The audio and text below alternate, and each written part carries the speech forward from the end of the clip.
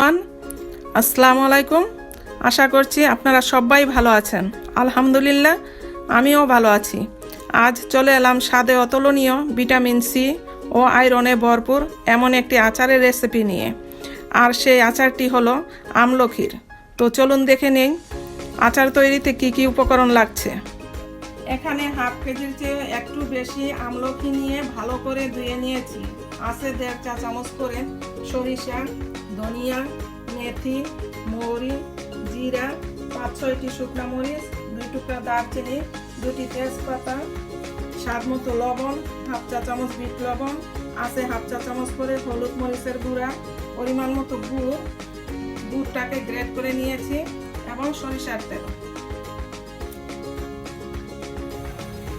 এবার একটি পাতিলে পর্যাপ্ত পরিমাণ পানি দিয়ে চুলায় বসিয়ে দিয়েছি। চুলাটা জ্বালিয়ে দিলাম। এখন অপেক্ষা করতে হবে যতক্ষণ না পর্যন্ত পানি ফুটে উঠেছে। এখন আমলকিগুলো পানিতে দিয়ে দিচ্ছি।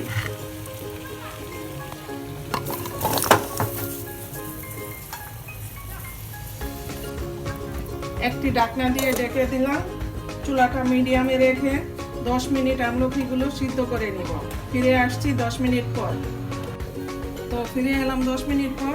ঢাকনা খুলে দেখে নিচ্ছি আমলকিগুলো সিদ্ধ হয়েছে কিনা।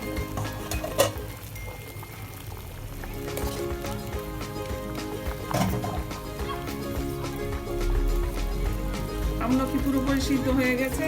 এখন আমি একটি ঝুড়িতে নামিয়ে নিব। আমলকিগুলো পানি জড়িয়ে নিয়েছি। এবার একটা স্টিলের বোলে ঢেলে নিয়ে একটি কাঠের মেশার দিয়ে ভালো করে আমলকিগুলো মেশ করে নিব। মেশ করে নিচ্ছি।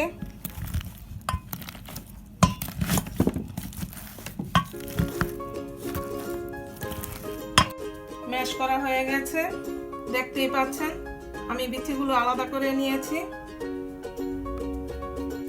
এখন যেটা করতে হবে সেটা হলো চুলাটা মিডিয়াম টু লোয়ে রেখে এক এক করে মশলাগুলো ভেজে নিতে হবে। মশলাগুলো ভাজা হয়ে গেছে। এবার মশলাগুলো ব্লেন্ডারের সাহায্যে গুঁড়া করে নিব। গুঁড়া করে নিয়েছি। আচার তৈরির মূল প্রসেসে চলে যাচ্ছি। চুলায় কড়াই বসিয়ে আগুন জ্বালিয়ে দিয়েছি। কড়াইতে পরিমাণ মতো সরষের তেল দিয়ে দিচ্ছি।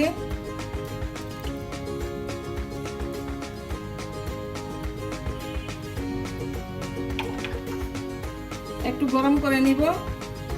তেল গরম হয়ে গেছে। এখন দিয়ে দিচ্ছি 2 টুকরা দারচিনি, একটি শুকনো মরিচ, 2টি তেজপাতা।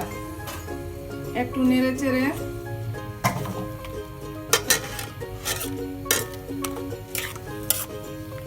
ম্যাশ করা আমলকিগুলো দিয়ে দিচ্ছি।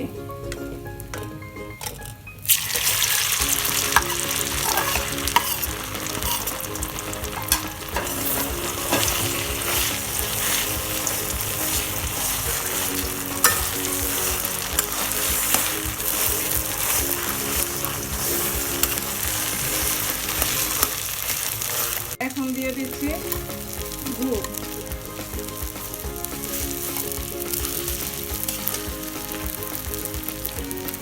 তারপরে আমলকির সাথে গুড় মিশিয়ে নেব।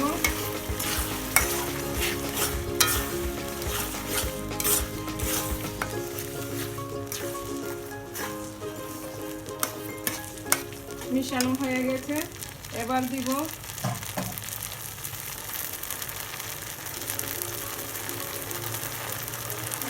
হলুদের গুঁড়া, মরিচের গুঁড়া, স্বাদ মতো লবণ।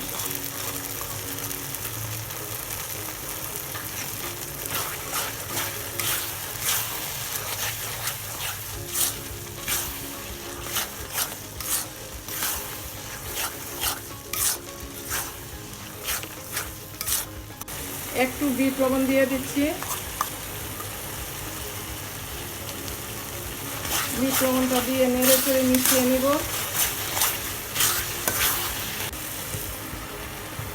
এখন দিয়ে দিচ্ছি গুঁড়া সেই মশলা 3 চা চামচ।